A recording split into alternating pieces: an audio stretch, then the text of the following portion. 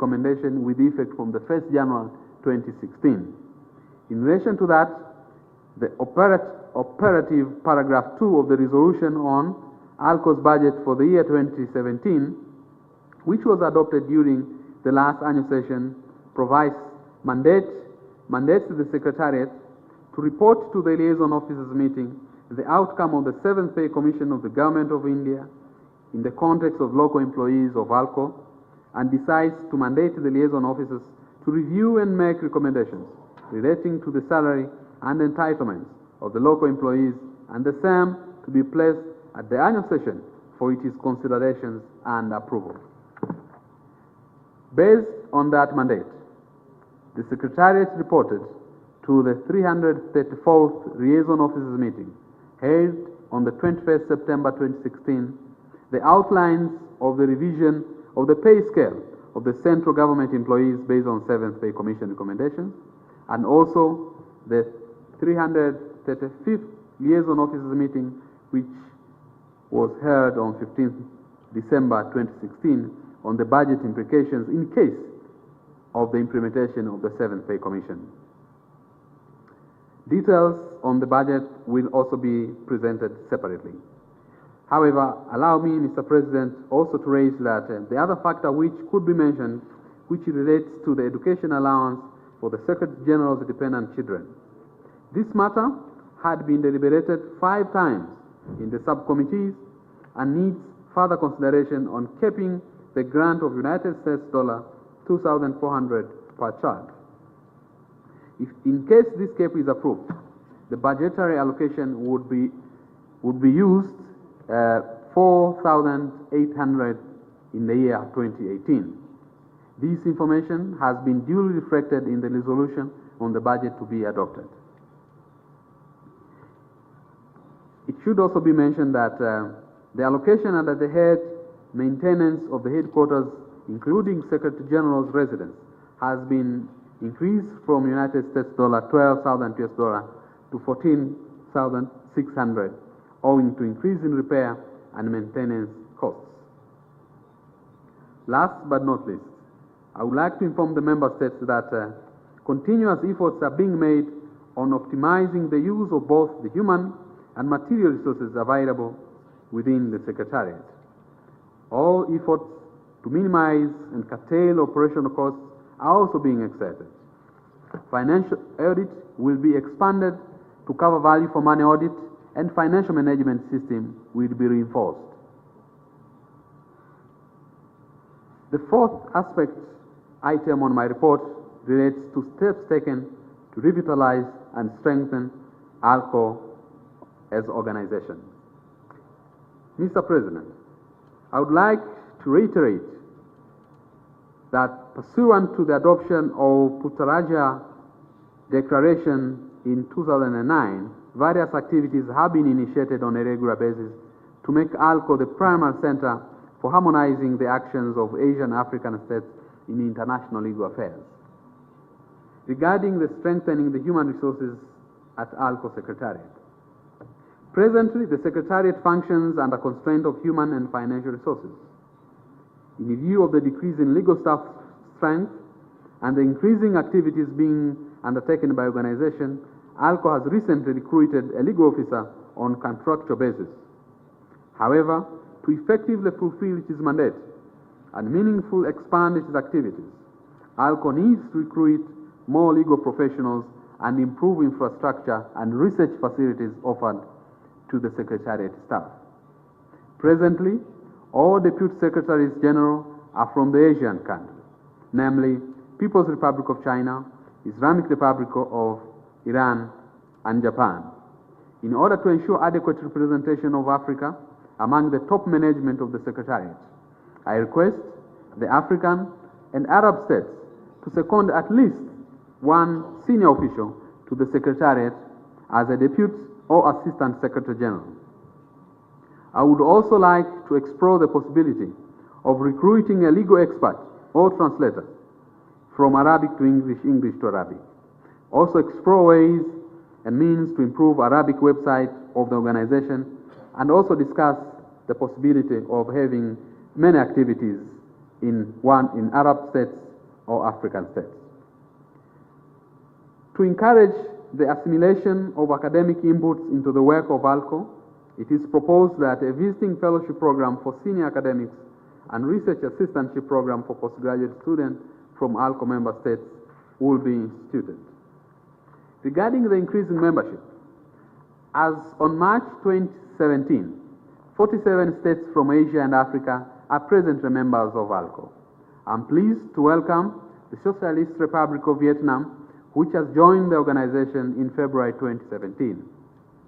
Concentrated efforts to solicit membership from Africa, mainly from Francophone states, but also Central Asian countries, are ongoing.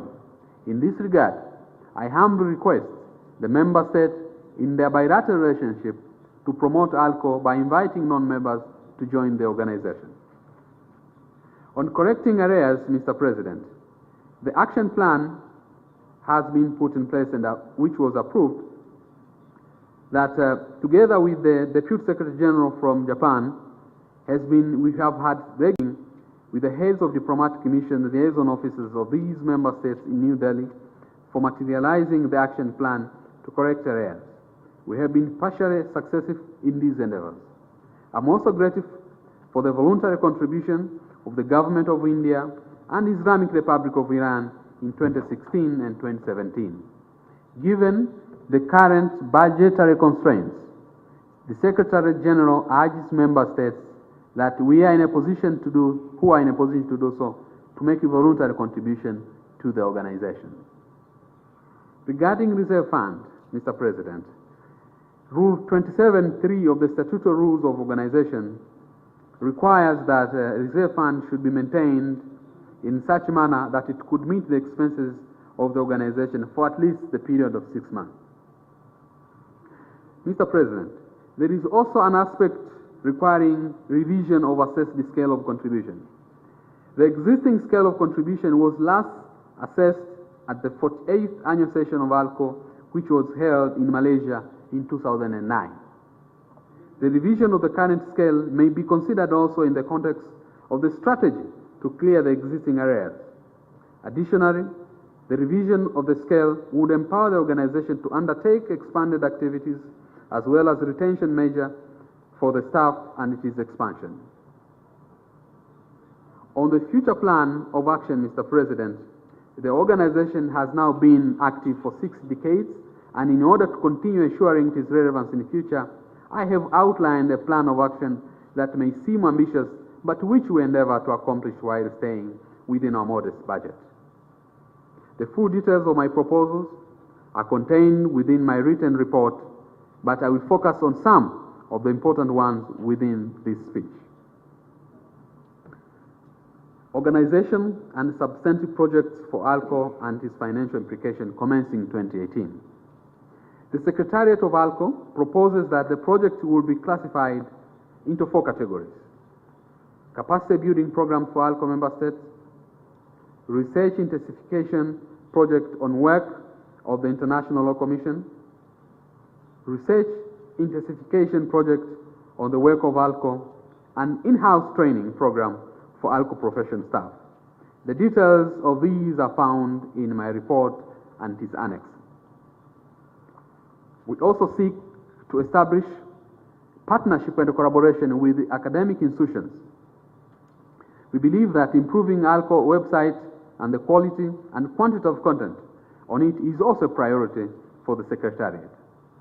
In order to make the presence of the organization felt regionally as well as international, we also endeavor to participate in as many international meetings as is feasible. We are also engaging in capacity building program in association with the member states and other international organizations. We will also endeavor to continue improving the quality of and widening the dissemination of ALCO's research publications. Activities to continue streamlining the ALCO statutory rules and administrative, financial, and staff regulation are also underway and will continue. Excellencies, I would also like to draw your attention to the adoption of some methodologies which may help us optimally utilize our time during annual sessions. This includes focusing on substantive matters through working group and meetings in tandem with the plenary in order to provide an informal, consultative atmosphere for in-depth discussion of issues consistent with the primary function of a legal consultative organization. Accordingly, decisions on matters of substantive character will be adopted in the plenary in the form of recommendation to be incorporated in the report. As per the statutes and statutory rules of ALCO, resolutions will be limited to financial and administrative matters only. I would also like to consult with members of the EPG, Eminent Persons Group, and endeavor to explore ways to optimally use technological innovation to minimize or avoid costs for convening EPG meetings. I'm also of the view that ALCO should continue prioritizing the agenda items of the International Law Commission, and at the same time endeavor to monitor issues that have already been completed by the International Law Commission and are being dealt with by the United Nations Sixth Committee until they are brought to their logical conclusions. I propose that my report to the International Law Commission should focus more on substantive issues by highlighting the key decisions taken at the annual sessions of ALCO, leaving sufficient time for procedural interaction with members of the International Law Commission. Given the number of existing Arab member states, the organization shall work to promote Arabic language as equivalent to English language in the working of the organization. This will be done through, among others, improving the Arabic website, translating all key documents into Arabic, hiring in-house personnel for Arabic, requesting member states from Arabs for deputing senior official to primarily manage the Arabic affairs. Finally, among the practices of ALCO, which have been de facto and largely discontinued, is the nomination of a legal expert by governments of member states as a member of the organization. This is stipulated and Article 5 of the statute, but it has not been recently done by many member states. I therefore invite member states to continue and consider the revival of this practice. In my concluding remark, Mr. President, as you recall, I assumed the office in August 2016 as the 6th Secretary General of ALCO. As the Secretary General, my priority is to reinforce ALCO as a hub for collective dialogue and consultation on legal concerns of member states from Asia and Africa. I am committed towards getting ALCO heard and heeded in the international lawmaking process, leading to its progressive and equitable development. I aim to build on the initiative of my predecessors, thereby further strengthen ALCO to better serve its member states. ALCO's contribution towards progressive development and codification of international law and rule of law in international affairs till to date has been very significant. ALCO, which is the tangible outcome of the Bandung Conference, celebrated its 60th anniversary in 2016.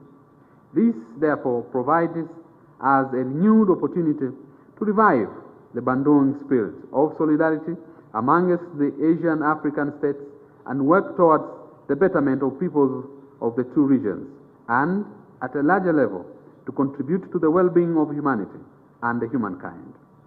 In furtherance of this objective and the function and purpose stated in the statutes of the organization, I would like to reiterate my commitment to serve member states in their pursuit to ensuring equitable development of international law.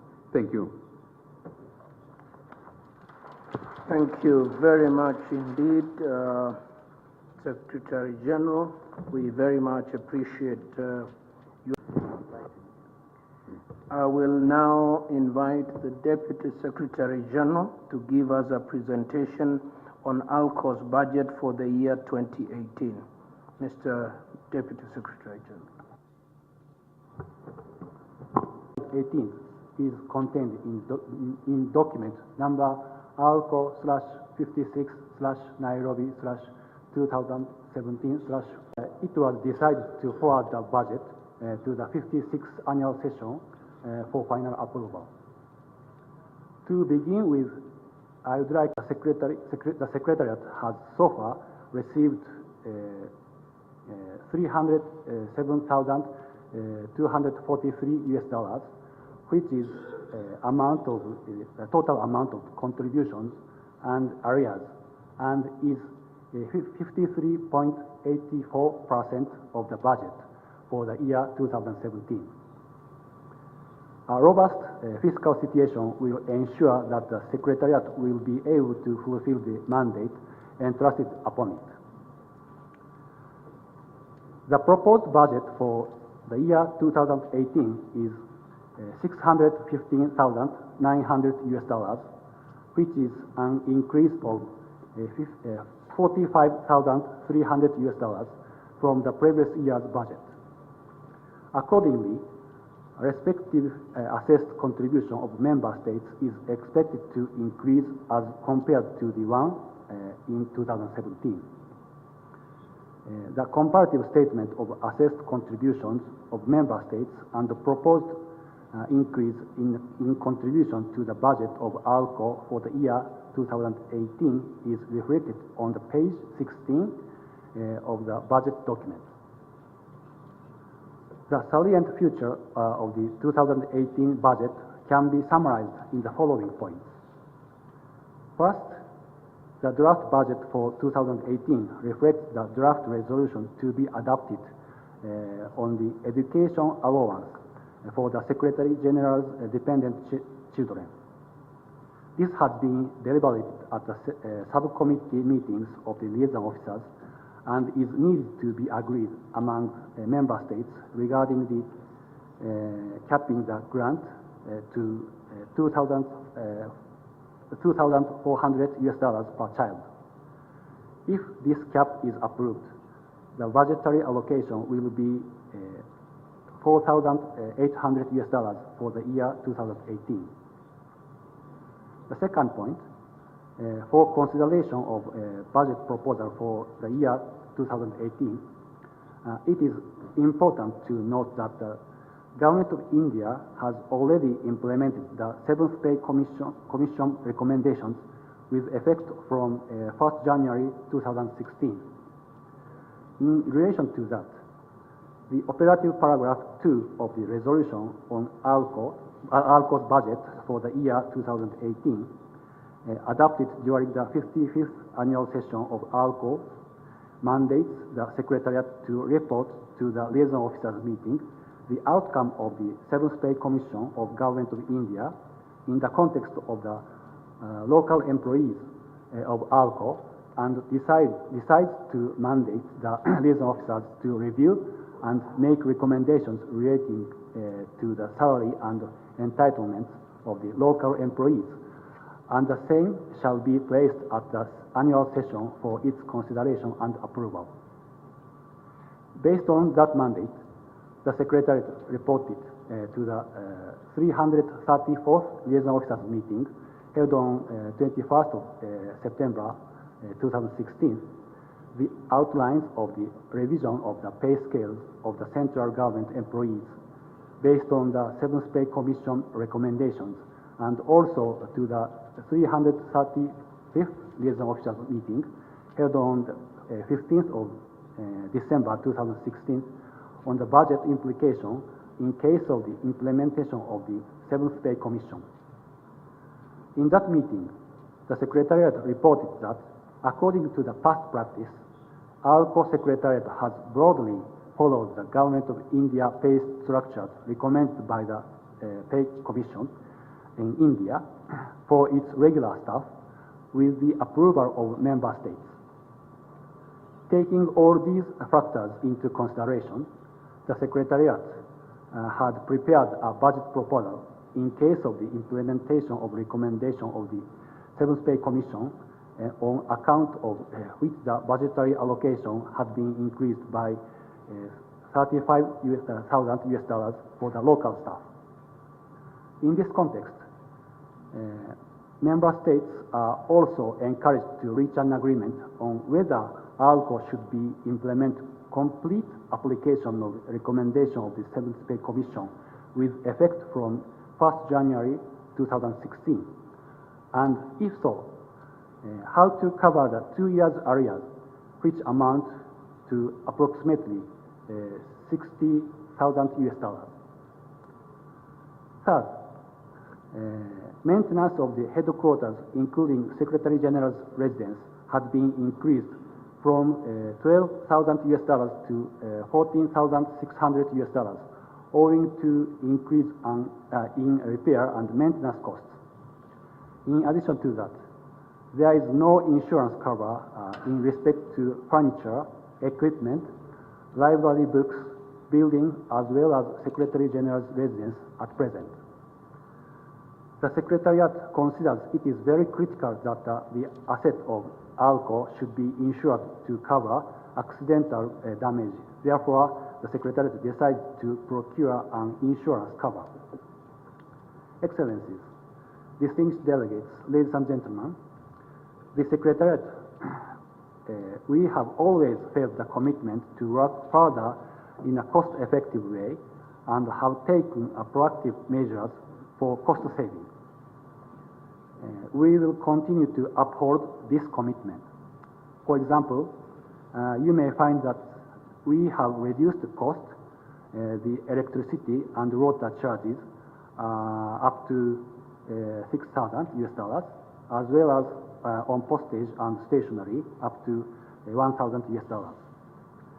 At this juncture, I would like to emphasize that the Secretariat will continue with its efforts to collect the contribution as well as arrears. Towards this end, we have been communicating with member states that are in arrears. Taking this opportunity, I would like to once again kindly request support and cooperation from member states to fulfill their financial obligations to support the activities of ALCO. In addition to that, the Secretariat is also committed to make its effort to strengthen the financial basis through widening membership of ALCO. I thank you for patient hearing. I'd like to thank very much. The issue of arrears to be paid to the employees of ALCO. We are of the view that the disbursement of the arrears could not be subject to receipt of special or voluntary contributions from the member states. Mr. President, we have noticed some differences in the fixation of pay scales of the employees in the draft budget. We request the ALCO Secretariat to address this anomaly at the earliest. Thank you, Mr. President. Very much for that intervention from India. I see another intervention from the support for education expenses for the children of the ACG. Mr. President, we very much welcome and support the idea of having the provision of education allowance available to the ACG, owing to the fact that entitlements of the current ACG had been significantly reduced as compared to his predecessor, as per the rules which were adopted in Delhi last year. However, would like to suggest that the definition of education, the definition of school education in the draft budget resolution should include also necessary primary school expenses such as a kindergarten for 3 years old and above, but not a daycare, usually for the kids below the age of 3. A number of international schools, as we know, would ordinarily not enroll a child to a grade 1 primary school without the child having gone through the preschool education. For instance, the Cambridge system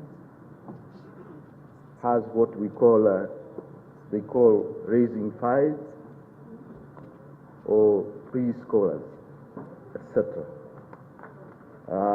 That's why we really again appeal that we should consider that.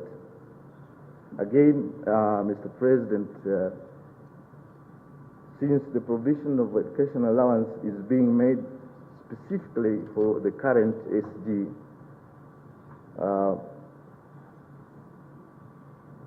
on an exceptional basis, and who, I would say, luckily happens to have 3 children, then it would, in my view, and the view of this delegation, only be fair to have all the 3 children covered by the resolution. It is our understanding that such inclusion of the 3rd child will not affect the existing budget. Lastly, given the cost of education in India, which we know is very high, we recommend the bracket that was placed by the government of India to the suggested amount of USD 2,400 per child be removed. Mr. President, I thank you. Thank you very much. Opposition will be reflected, through informal consultation. Thank you very much. Thank you very much. From the delegation of Korea. مما أدى إلى جمود عملية السلام بسبب تعنت الحكومة الإسرائيلية وخرقها لتعهداتها والتزاماتها، مما يشكل تهديدا للاستقرار وأمن المنطقة والأمن والاستقرار الدولي، وأيضا التحديات التي نواجهها ويواجهها المجتمع الدولي نحو قياد سيادة القانون والقائمة على تحقيق العدالة الاجتماعية واحترام حقوق الإنسان ونبذ التفرقة العنصرية. هذا بالإضافة لانتشار الفساد وتصاعد التطرف العنيف واستمرار الجرائم الإرهابية والجريمة المنظمة، مما يهدد أمن وسلامة مجتمعاتنا وشعوبنا. أصحاب المعالي والسعادة، الحضور الكرام، كانت هذه أمثلة على التحديات التي نشعر بآثارها السلبية والتي تؤدي على إهدار فرص التنمية وجهود الاستقرار. لذلك فقد أصبح من الضروري أن تتكاتف جهودنا للتصدي لهذه التحديات ووضع الخطى والرؤى لمواجهتها والتغلب عليها. أصحاب المعالي والسعادة، الحضور الكرام، في ختام كلمتي أود أن أشكركم على حسن أنصاتكم، كما أتمنى لهذه الدورة كل النجاح والتوفيق والوصول إلى ما تربو إليه من أهداف مما يحقق الخير والازدهار لمجتمعاتنا. والسلام عليكم ورحمة الله وبركاته. شكرا. Thank you very much. I will now call upon التقدير لسعادة البروفيسور دكتور أمين عام المنظمة على الجهود البناءة التي يبذلها منذ ترأسه للأمانة العامة، والتي نأمل في استمرارها ومواصلة دعمها من قبل جميع الدول الأعضاء. كما أتقدم بالشكر لكم معالي الرئيس وللأمانة العامة لإتاحة هذه الفرصة لي من أجل بيان موقف سلطنة عمان من بعض الموضوعات المطروحة للبحث. الحضور الكرام، إن ما يشهده العالم أجمع من أحداث إرهابية مروعة يسعى مرتكبوها إلى تهديد الأمن والسلم والاستقرار العالمي يحتم علينا جميعا اتخاذ جميع التدابير اللازمة وتسخير كافة الجهود لمحاربته والقضاء على أسبابه. إن سلطنة عمان قد أولت اهتماما كبيرا لمكافحة التطرف والعنف والإرهاب واجتثاث جذوره التي يتغذى منها، وذلك من خلال إرساء أسس ودعائم راسخة لقيام الإخاء والتسامح والتعايش واحترام الآخر وانتهاج الحوار كأساس لحل الخلافات، وسعيا من سلطنة عمان إلى إيجاد نسيج مجتمعي مترابط ومتلاحم، فقد عكفت على إعلان مبدأ سيادة القانون وتحقيق قيم العدل والمساواة وتعميق المواطنة دون أدنى تمييز بين المواطنين بسبب انتماءاتهم الفكرية أو المذهبية أو العرقية، وذلك اعتقادا منها بأن هذه البيئة كفيلة بتجفيف منابع التطرف والعنف والإرهاب، وإيمانا منها بأهمية تضافر الجهود الدولية لمكافحة الإرهاب.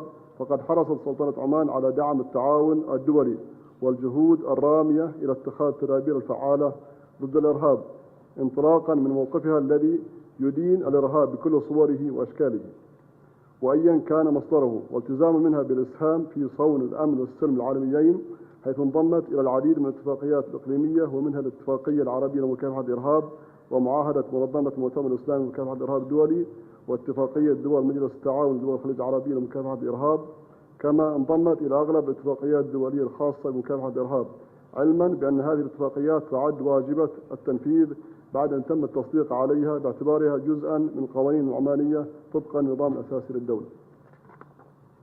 وبالرغم من أن الأعمال الإرهابية تجد تجريما مشددا في قانون الجزاء العماني، إلا أنه تماشيا مع التطورات القانونية وانسجاما مع النهج العالمي في هذا السياق، قامت السلطنة بإصدار قانون وطني مستقل لمكافحة الإرهاب، وتلته بإصدار قانون آخر لمكافحة غسل الأموال وتمويل الإرهاب ومواكبة المتغيرات المتسارعة في مجال مكافحة غسل الأموال وتمويل الإرهاب. فقد قامت السلطنة مؤخرا بتحديث قانون غسل الأموال ومكافحة الإرهاب المشار إليه، وذلك بإصدار قانون بتاريخ 6 من يونيو 2016 يعتبر أكثر شمولية وفاعلية لمنع تمويل الأعمال الإرهابية، مستفيدة بذلك من التجارب الدولية في هذا المجال.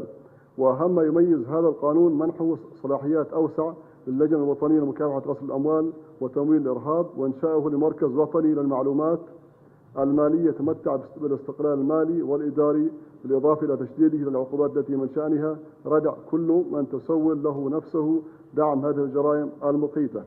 كما سارعت السلطنة إلى سن التشريعات اللازمة لتنفيذ قرارات مجلس الأمن الصادرة بموجب الفصل السابع من ميثاق الأمم المتحدة حول منع وقمع الإرهاب وتمويله، وذلك بإصدار اللجنة الوطنية لمكافحة الإرهاب القرار رقم 1/2017 بتاريخ 8 من يناير 2017.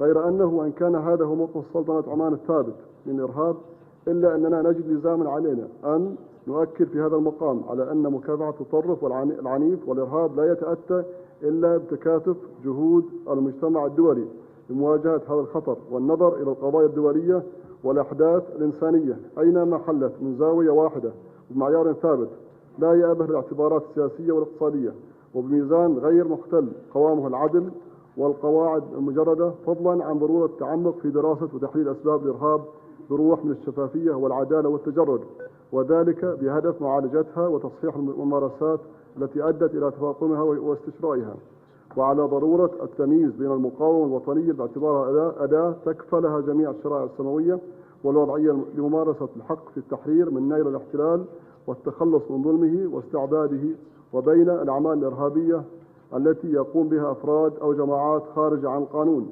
مؤكدين في هذا الصدد حرص سلطنة عمان على بذل كل ما من شأنه تعزيز التعاون الدولي من أجل مكافحة هذا النوع من الجرائم وتعقب مرتكبيها.